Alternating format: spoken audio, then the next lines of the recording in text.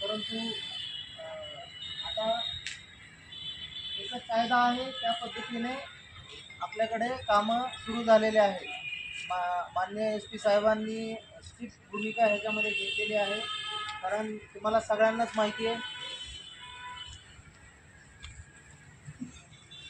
बीडमध्ये राजकीय सामाजिक स्वरूपाचे गुन्हे दाखल असलेल्या व्यक्तींना तुम्ही या ठिकाणी बोलवले जिल्हाभरातल्या. काय नेमका हा प्रकार आणि कशा पद्धतीने त्यांना समज दिली?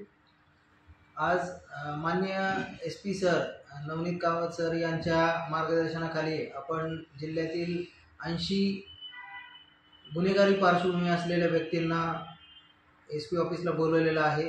यांच्यावरती सामाजिक, त्याचप्रमाणे राजकीय, तसेच प्रॉपर्टी ऑफेन्सेस आणि बॉडी ऑफेन्सेस देखील दाखल आहेत. यांना आपण अशा पद्धतीने समज दिली की तुमची जी काही पार्श्वभूमी आहे किंवा तुमचे जे गुन्हे आहेत त्याच्यानुसार तुमच्यावरती गंभीर अशी प्रतिबंधात्मक कारवाई करण्यात येईल. यामध्ये हद्दपारीसारख्या कारवाया असतील, MPDA असेल, मकोकासारख्या गंभीर कारवाया असतील, या तुमच्या विरोधात केल्या जाणार आहेत.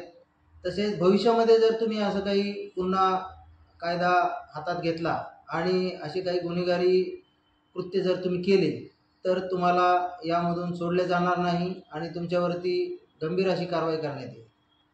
ओके झाले. ओके.